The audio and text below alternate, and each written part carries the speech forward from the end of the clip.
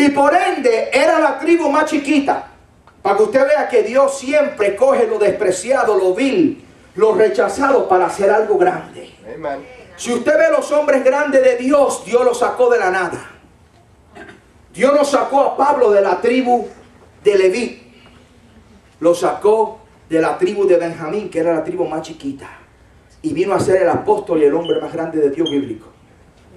Después de Cristo, miren, ni puede comparar uno al Antiguo Testamento. Después de Cristo, Pablo fue el único que Dios había predestinado ante la fundación del mundo para llamarlo y revelarle el evangelio de la gracia. Dice que él conoció un hombre, hablando del mismo, no sé si en el espíritu, fuera del espíritu, que Dios lo llevó al tercer cielo y le reveló cosas aparte del evangelio de la gracia que no les fue permitido revelar a los hombres. Y gloria a Dios que Pablo es el apóstol de los gentiles. Amen. Yo creo que Dios también hizo eso para darle una bofetada a los judíos. Y en ocasiones lo usó de esa forma. Porque cuando él iba a evangelizar a la sinagoga de los judíos, tratando de también alcanzarlo a él, porque cuando leímos el capítulo dice que también alcanzarlos de él. Pero no los recibieron. Le llamaron un blasfemo como llamaron a Jesucristo. Y él dijo, no me quieren recibir mi palabra en el evangelio. Se sacudió a los pies. Pues me voy a los judíos, me voy a los gentiles, a los cuales he sido llamado apóstol, para llevarlo a ser. Alaba, dale un aplauso al Señor. Nosotros los gentiles tenemos el apóstol de los apóstoles. Aleluya. De la tribu de Benjamín, de acuerdo a la ley, era fariseo. Era un hombre preparado en las cosas religiosas de aquel entonces. De acuerdo a su nacionalidad, era hebreo de hebreos.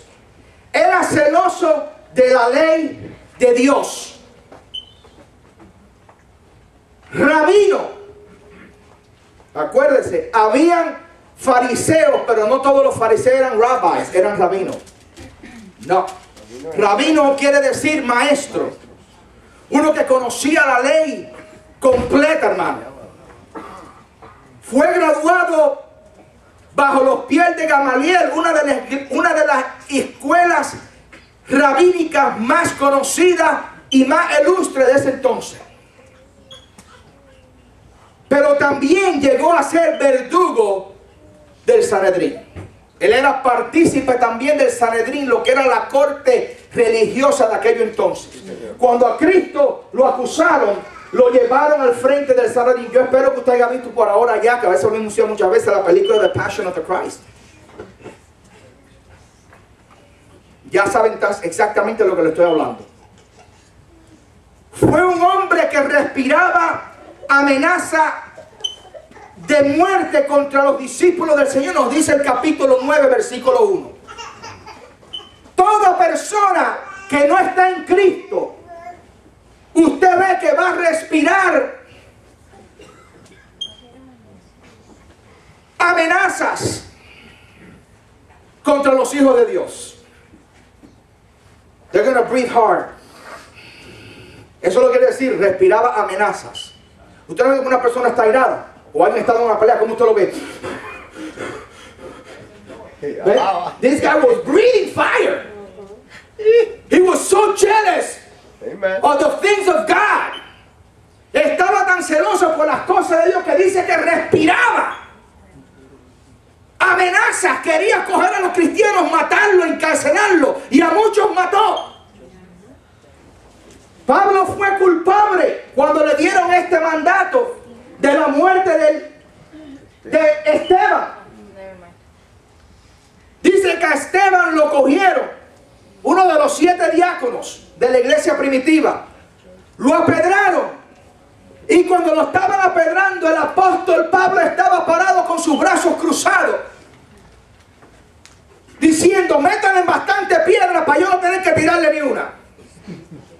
Y cuando terminaron, dice que cogieron la ropa, la vestimenta, el manto de Esteban y lo trajeron y lo pusieron a los pies de Saulo de Tarso.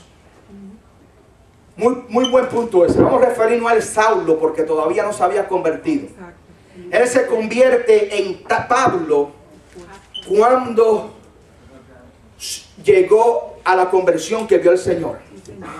Aunque sabemos que Saulo es su nombre en hebreo y Pablo es en griego.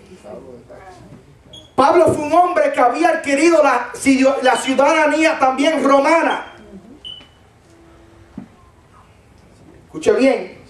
Cuando los judíos lo cogieron y le dieron con varas 40 menos 1, eso quiere decir 39. Tenían que darle 40 menos 1, 39, porque de acuerdo a la ley de Moisés, si le daban 40 ya llegaban al punto del abuso. Y cuando reconocen que Pablo tenía estas marcas y había sido golpeado, y se enteraron de que él era un ciudadano romano, le podía haber costado la vida a toda esa gente que lo golpearon. Dice la Biblia que enseguida lo soltaron y dijeron: vete de aquí. Pablo fue abofeteado como Cristo, fue golpeado, fue apedrado. En Listra lo apedraron y lo sacaron como muerto y lo dejaron tirado, que se cree la tradición que ese fue el momento cuando fue el tercer cielo, que tuvo, como hemos explicado aquí en muchas predicaciones, una experiencia después de la muerte, como se dice, an after death experience. Se cree, y volvió al cuerpo. Amén. Un hombre que respiraba amenazas de muerte contra los discípulos del Señor. Pero hermano, no importa que el diablo use a quien use para respirar amenazas de muerte contra nosotros. La Biblia nos dice que la puerta del infierno no prevalecerá contra la iglesia, que el diablo, los demonios, todo hombre que se levante contra un hijo de Dios no puede prevalecer. El diablo puede venir por un camino, y dice la Biblia que si viniera por un camino contra nosotros, contra la iglesia del Señor, por 7 tendrá que salir huyendo. Hay de aquellos que hagan tropezar a uno de los hijos de Dios. La Biblia dice que le sería mejor amarrarse una piedra de molino y tirarse a un río. Yo le voy a dar la versión abelandrina. Es mejor que te atares un Chevy del 57 y lo tiras del puente de Miami Beach.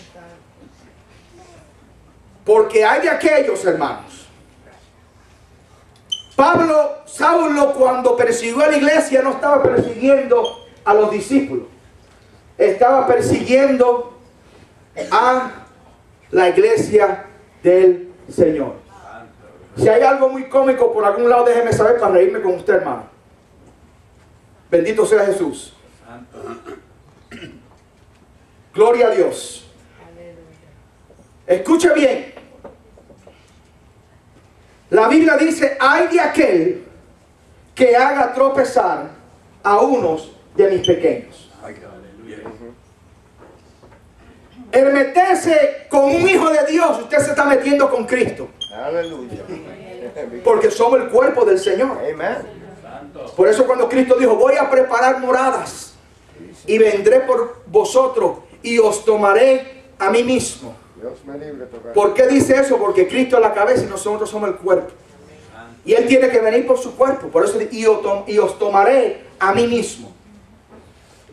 Amén. Ahora dice la Biblia en el versículo 3 que Pablo iba por este camino para caerle atrás y traer a muchos cristianos a juicio y que llegaran a adquirir la pena de muerte. A veces hay caminos, hermanos, que dice la Biblia que al hombre le parecen rectos, pero nos dice también que el fin de ellos es muerte. Amén.